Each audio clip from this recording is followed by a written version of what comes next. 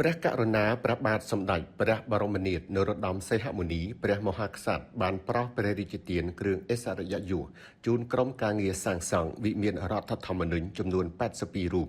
ដើម្បីសម្ដែងនូវអំណរគុណនិងអំណរសាទរចំពោះសមិទ្ធផលដ៏វិសេសវិសាលនៃស្នាដៃស្ថាបត្យកម្មដ៏ល្អវិចិត្រនៃវិមានរដ្ឋធម្មនុញ្ញទាំងផ្នែកគុណតម្លៃធម្មនុញ្ញទាំងផ្នែកគុណតម្លៃស្ថាបត្យកម្ម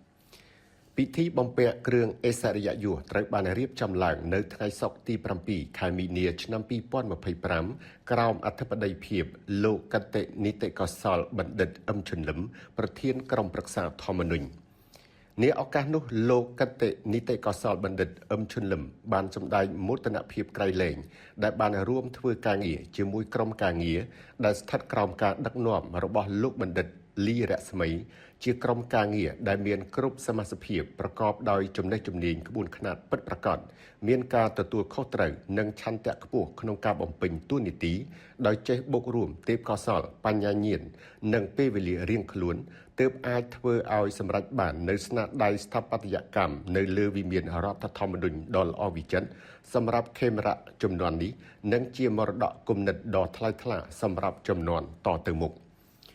លោកកតេនីតិកោសលបណ្ឌិតអឹមឈុនលឹមបានបន្តថានេះគឺជាប្រការដ៏ថ្លៃថ្លាណាស់ការដែលអាចសម្រេចបានយ៉ាងត្រចះត្រចង់នៅទស្សនវិជ្ជាអត្ថបដិរូបកម្មនាំយកទស្សនាទានអរូបីនៃរដ្ឋធម្មនុញ្ញមកមូលសង្ខេបនៅលើសំណង់ស្ថាបត្យកម្មធ្វើឲ្យវិមានរដ្ឋធម្មនុញ្ញមិនត្រឹមតែជារចនាសម្ព័ន្ធរូបវន្តជាផ្ទាំងសិលាលោហៈប៉ុណ្ណោះទេតែគ្រប់ផ្នែកគ្រប់ទម្រង់នៃវិមានសុទ្ធតែបង្កប់នៅគំនិតនៅប្រវត្តិមានអត្ថន័យជានិមិត្តរូបរស់នៃឧត្តមគតិនៃពលិកម្មរបស់ឥស្សរជនស្នេហាជាតិចំនួននេះដែលជាស្ថាបនិកនិងជាប្រតិបត្តិការនៃរដ្ឋធម្មនុញ្ញសម្រាប់ឲ្យខេមរជនចំនួននេះនិងចំនួនតទៅមុខទៀតបានដឹងដោយឡែកជាការរួមចំណែកក្នុងកិច្ចការរបស់ក្រុមការងាររបស់លោកបណ្ឌិតលីរស្មីលោកកតេនីតិកោសលបណ្ឌិតអឹមឈុនលឹមក៏មិនភ្លេចថ្លែងការកោតសរសើរចំពោះការងាររបស់លោកអគ្គលេខាធិការនៃក្រុមប្រឹក្សាធម្មនុញ្ញតាំងរតនាដែលបំពេញតួនាទីជាអន្តរការីពំនាំនៅទស្សនាទាននិងគោលគំនិតនៃរដ្ឋធម្មនុញ្ញពីលោកផ្ទាល់ទៅពិគ្រោះពិភាក្សាជាប់ជាប្រចាំជាមួយលោកបណ្ឌិតលីរស្មីក៏ដូចជាចូលរួមដោះស្រាយបញ្ហាផ្សេងៗនៅគ្រប់ដំណាក់កាលនៃការសាងសង់តាំងពីបឋមកិច្ចរហូតដល់ការសម្រេចគម្រោងដ៏ធំនេះជាស្ថាពរ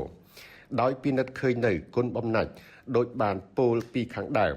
ក្រុមប្រឹក្សាធម្មនុញ្ញបានក្រាបបង្គំទូលថ្វាយព្រះករុណាជាអង្គម្ចាស់ជីវិតលើត្បូងជាទីគោរពសក្ការៈដ៏ខ្ពង់ខ្ពស់បំផុត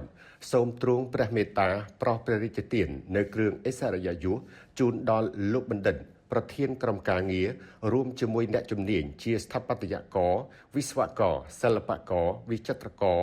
អ្នកអក្សរសាស្ត្រទាំង82រូបតាមគុណសម្បត្តិនិងស្នាដៃរៀងខ្លួនទុកជាការតបស្នងនៅគុណបំណាច់និងទុកជាសក្ខីកម្មនៃកិត្តិយសតទៅអនាគតសូមជម្រាបថាវិមានរដ្ឋធម្មនុញ្ញដ៏ល្អវិចិត្រតម្លៃជាង$2 លានអាមេរិកត្រូវបានសម្ពោធជាផ្លូវការនៅព្រឹកថ្ងៃអង្គារទី24ខែកញ្ញាឆ្នាំ